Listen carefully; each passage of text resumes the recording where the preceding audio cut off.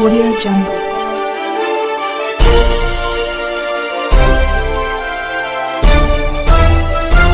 Audio Jungle.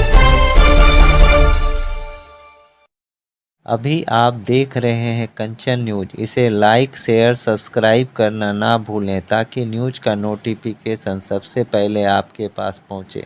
अब चलिए खबरें विस्तार से। संसद एक कार्यक्रम हुआ था मिलर स्कूल मैदान में। इस कार्यक्रम में अति पिछड़ा समाज के द्वारा कई बिंदुओं का सवाल उठाया गया कि उनके साथ न्याय नहीं हो रहा है, चाहे बिहार सरकार हो या कहीं न कहीं मोदी जी से भी जो माननीय प्रधानमंत्री जी हैं उनसे भी मांग थी। तो उस विषय को लेके हम लोग अति पिछड़ा संसद के बाद एक ज्ञापन दिए थे और उस आधार पर हम लोगों को मिलने का ये मौका मिला और महामहिम राज्यपाल महोदय ने हम लोगों से बात हुई और विस्तृत वार्ता हुई।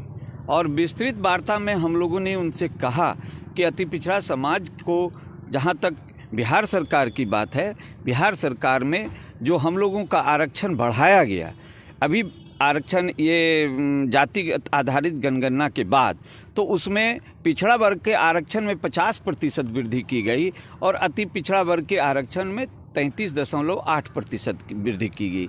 ये न्याय संगत नहीं रहा। दूसरा, हम लोगों ने कहा कि जब अति पिछड़ा समाज का जो जनसंख्या है वो 36% जब सरकारी आंकड़ा है, तो सरकारी आंकड़ा के आधार पर जो है 36% जब सामने आया है, तो 20% पंचायती राज में जो आरक्षण प्राप्त है, उस बिंदु पर हम लोगों ने राज्यपाल महोदय से कहा कि यह भी न्याय नहीं है कि जब सामने खुल कर के यह बात आ गया है कि अति पिछड़ों की आबादी 36% है, तो पंचायती राज में उन्हें आरक्षण जो है 20% से बढ़ा करके 36% करना चाहिए। उसके बाद अन्य पिछड़ा, अति पिछड़ा समाज में अन्य जातियों को जो पिछड़े समाज से डाला गया, तो उनको जो है एक अलग वर्ग बना के एक अलग कोटा दे करके आरक्षण दिया जाए। इस बिंदु को हम लोगों ने राज्यपाल महोदय के सामने रखा। इसके अलावा हम लोगों ने केंद्र सरकार के कई मुद्दों, जैसे अभी नारी बंधन योजना करके इनका जो एक कार्यक्रम है जिसमें कि 33% आरक्षण उन्होंने महिलाओं को देने की बात की है। हम लोगों ने राज्यपाल महोदय से कहा कि ये आरक्षण का वर्गीकरण होना चाहिए। इसलिए वर्गीकरण होना चाहिए क्योंकि यह आरक्षण जो है यदि वर्गीकृत नहीं होता है तो पिछड़े समाज की महिला और अति पिछड़े समाज की महिला का जो समुचित आरक्षित क्षेत्र उसको मिलना चाहिए वो नहीं मिलेगा, जिसके कारण जो राजनीतिक प्रतिनिधित्व की बात है अति पिछड़ा और पिछड़ा समाज की महिलाओं को नहीं मिलेगा। सिर्फ मजबूत जो लोग हैं, मजबूत समाज के जो लोग हैं वो ले लेंगे इसका लाभ। उन्होंने वो कन्विंस हुए और उन्होंने कहा है कि इन सभी मुद्दों पर मैं बात करूंगा। और इतना ही नहीं, उन्होंने यह भी कहा कि हम लोगों ने कहा कि रोहिणी आयोग जो है, रोहिणी आयोग जो आज 14 बार विस्तार दिया गया है, इस पर भी जनमानस में काफ़ी आक्रोश है। तो इसका भी जो है निर्धारित होना चाहिए कि भाई जल्द से जल्द रोहिणी आयोग लागू कर दीजिए। 17 से लेके अभी तक नहीं लागू हुआ है और 14 बार विस्तार दिए हैं। उन्होंने पूरा भरोसा हम लोग को दिलाया कि नहीं, मैं प्रधानमंत्री जी से इस विषय पर लिखित नहीं भेजूंगा, जाके बात करूंगा, इतना कहा है। उतना ही नहीं, उसके बाद उन्होंने इस विषय पर कि आज जो ये कर्पूरी फार्मूला बिहार में जो लागू है, उस आधार पर केंद्र में कर्पूरी फार्मूला लागू हो, इसके लिए हम लोगों ने उनसे कहा। उन्होंने कहा कि रोहिणी आयोग लागू होने के बाद ये कर्पूरी फार्मूला के प्रस्ताव को भी मैं यहाँ से प्रधानमंत्री जी को भेजूंगा।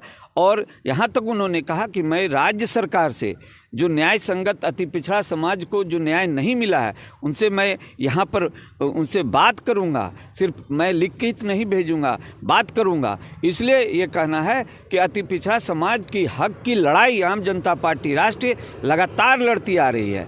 इसलिए अति पिछड़ा समाज की हक की लड़ाई लड़ना हमारा मुख्य उद्देश्य है, क्योंकि जो भी समाज जिनको न्याय नहीं मिलेगा उसके हक की लड़ाई हम लोगों ने लड़ा।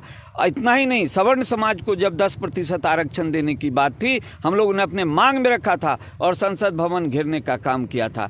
इसलिए आम जनता पार्टी लगातार इस विषय पर अपना जो है अति पिछड़ा समाज से लेकर जो भी समाज को न्याय नहीं मिल रहा है उसके लिए काम कर रही है। इन्हीं सभी बातों के साथ महामहिम ने हम लोगों को आश्वस्त किया है कि आप लोग की मांग को मैं सिर्फ लिखित में नहीं भूलूंगा, मैं आप लोग की मांग के लिए बुलाकर बात करूंगा और जाकर बात करूंगा।